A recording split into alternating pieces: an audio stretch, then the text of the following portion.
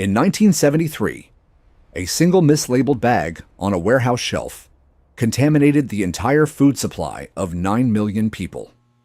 The government knew, and for more than a year, they said nothing.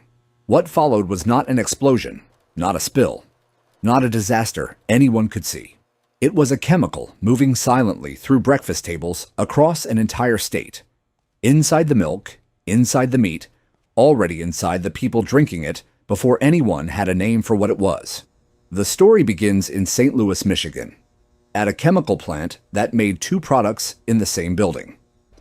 One was a flame retardant called Firemaster BP6, a polybrominated biphenyl compound used in plastics manufacturing. The other was Nutrimaster, a magnesium oxide supplement added to livestock feed.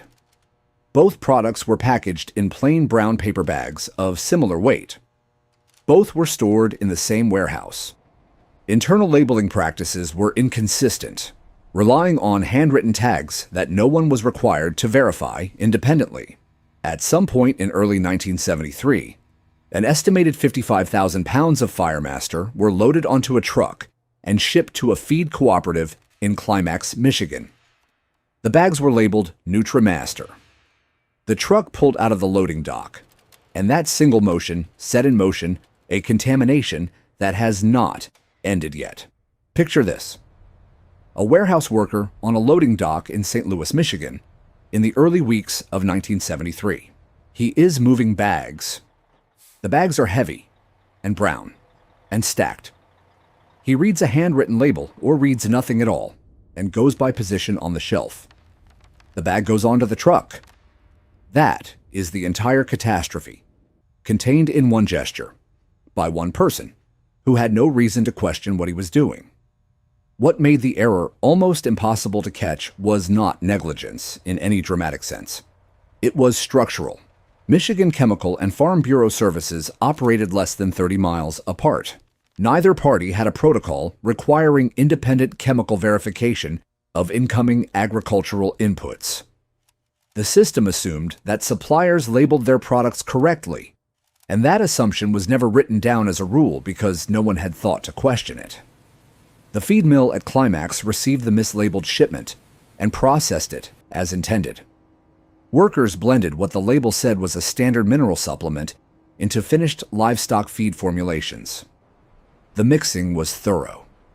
The Firemaster was homogenized throughout enormous batches of feed before a single bag left the facility. Think about what you would have seen from the mill floor in early 1973. Enormous mixers. The smell of grain and mineral. Workers following standard formulations, adding measured quantities of what the documentation said was Nutrimaster. The finished feed looked identical to every other batch they had ever made. It smelled the same. It weighed the same. It went into the same trucks and moved outward through the cooperative's distribution network across the state. By the time the contamination was identified in April 1974, an estimated 9 million pounds of contaminated feed had already been consumed by approximately 30,000 cattle, 1.5 million chickens, and thousands of hogs on farms across Michigan. The feed was gone. The animals had eaten it, and the animals had already become food. Rick Halbert was a dairy farmer outside Battle Creek with an unusual background for his profession. He had studied chemistry. He first noticed something wrong with his cattle in the fall of 1973. Reduced milk production, loss of appetite, swollen joints, hooves that were softening in ways he had never seen in 20 years of farming. He began keeping detailed records. He contacted Michigan State University. He called state veterinarians. He hired private consultants. Each one told him the problem was nutritional deficiency or mismanagement, and recommended changes to his feeding program that had no effect on the animals continuing to deteriorate in front of him. Close your eyes for a moment. It is before sunrise on a Michigan dairy farm in the winter of 1973. Rick Halbert walks into his barn. His cattle are not moving toward him. They are standing very still, heads lowered, some of them leaning against the wall. The nearest cow's hooves are structurally compromised in a way he has never encountered. He has already called the state 3 times. He picks up his notebook and writes down what he sees. He does not know yet what he is looking at. He only knows that the people telling him nothing is wrong are incorrect. Halbert eventually sent feed samples to a private laboratory at his own expense. The lab's initial analysis found nothing because PBB was not on any standard agricultural screening panel. It was not a pesticide. It had no established history as an agricultural contaminant. The lab ran an extended spectral analysis, almost as a last resort, and in April 1974, they identified the compound. Halbert understood immediately what the finding meant, not just for his farm, but for every farm in Michigan that had ordered feed from the same cooperative that year. The gap between what the food supply system could detect and what was actually in it deserves its own attention because it was not accidental. Michigan milk in 1973 was tested thousands of times under federal and state monitoring programs. Those programs screened for pesticides. PBB was not a pesticide, so it was not on the panel. Contaminated milk passed every regulatory test it was subjected to throughout 1973 and into 1974. A system that tested Michigan milk thousands of times in a single year never once tested for the compound that was inside it. There was also no centralized tracking system capable of tracing which specific feed batches had gone to which farms. Distribution records were maintained at the cooperative level and were not standardized. When the source was finally identified, reconstructing the contamination's path was painstaking and incomplete. And because the feed had already been consumed and metabolized into animal tissue, a feed recall could not reach the contamination that had already moved into meat and milk. The vector had transformed. There was nothing left to recall. Internal Michigan Department of Agriculture documents later obtained through litigation showed that agency veterinarians had received enough reports of similar livestock symptoms by late 1973 to warrant a coordinated investigation. No investigation was initiated. Imagine sitting in a government office in Lansing in May 1974. On the desk in front of you is a laboratory report confirming that a flame retardant has been blended into the livestock feed supply of the entire state. Around the table are agricultural officials, industry representatives, attorneys. Someone says the phrase tolerance level. Someone else asks what number is workable. The toxicologist in the room says there is no established safe number for PBB in humans because no human data exists. The meeting continues anyway. The tolerance level the state eventually set was 1 part per million. That figure was not derived from toxicological research on human health. It was chosen, according to documents entered into evidence in subsequent litigation, partly on the basis of what level would allow the largest number of Michigan farms to continue operating. Independent researchers later found it to be 20 times higher than levels they considered safe. Animals certified under that threshold and sold as food still carried PBB concentrations that would today be considered significant human exposures. The official number that was supposed to protect Michigan consumers was set at a value that guaranteed they would continue to consume the compound. Step inside a farmhouse kitchen in Allegan County in the summer of 1974.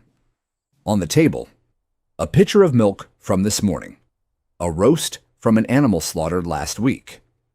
The farmer's wife has had unexplained headaches for 3 months. The oldest daughter's skin has broken out in ways no physician has been able to explain. The farmer has not slept well since February. No one at the table knows that the food in front of them is connected to any of this. They eat. Farm families whose herds were contaminated had been consuming their own production throughout the entire period of maximum exposure, typically at higher concentrations than the general public.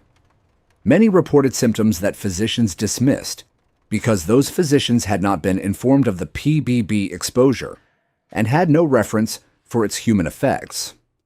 When farms were finally quarantined and animals destroyed, compensation was calculated against the official tolerance threshold which meant farmers whose animals tested below 1 part per million received nothing, even though those animals and the families consuming them carried measurable contamination.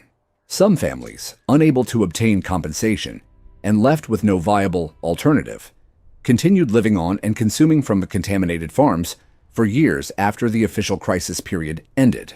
Beyond the farm families directly quarantined, the contamination had already moved outward through commercial distribution into the kitchens of 9 million people who had no reason to suspect anything was wrong with their food. Studies conducted in 1976 found that approximately 97% of Michigan residents tested had detectable PBB in their blood serum. That figure was so high that researchers initially questioned whether their control populations had also been exposed. PBB is lipophilic. It binds to fat tissue. It does not metabolize or excrete at meaningful rates. The estimated half-life of PBB in human tissue is between 10 and 20 years, which means the exposures from 1973 and 1974 were not transient events, but permanent additions to the bodies of everyone who ate. No comprehensive effort was ever made by Michigan or federal authorities to calculate the total dose received by the general Michigan population. The state's official position was that consumer-level exposures were below the tolerance threshold, a claim that was made without actually measuring what consumers had absorbed. Lean into this for a moment. Somewhere in Michigan today, a person in their 50s is carrying a chemical in their tissue that was put there when they were a young person drinking a glass of milk before school. They did not choose it. They did not know it was there. Their physician probably never mentioned it. The state declared the crisis over before they were old enough to understand what the word crisis meant. The compound is still there. Blood tests conducted on Michigan residents in 2021, nearly 50 years after the original contamination, still detected PBB in individuals who had been young during the exposure period. Research published in 2023 found measurable epigenetic changes in the descendants of PBB-exposed Michigan residents, suggesting that the contamination event of 1973 may be producing biological effects in people who were not yet born when it happened. A chemical shipped in a mislabeled bag may be altering the biology of the next generation. The Michigan PBB follow-up study, initiated in 1976, is one of the longest-running contamination cohort studies in American public health history. It is still active. The Michigan Chemical Corporation plant where Firemaster was manufactured was designated a federal Superfund site in 1982 due to soil and groundwater contamination at the facility.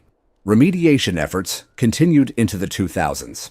Congress passed the Toxic Substances Control Act in 1976, partly in response to the regulatory gaps exposed by the PBB crisis, though the Act's enforcement mechanisms were broadly criticized as insufficient. PBB-class compounds continued to appear in consumer products for decades. The warehouse in St. Louis where it began is gone. The feed mill at Climax is gone. Most of the farms that were quarantined have changed hands, and their new owners may not know the history of the land. The state declared the crisis over in 1976, but the study files are still open, and the blood draws are still being scheduled because the compound does not leave. Some things that enter a system cannot be removed from it.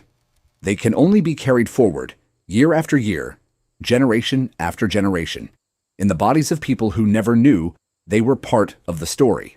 The bags on that warehouse shelf in St. Louis, Michigan, looked exactly like every other bag.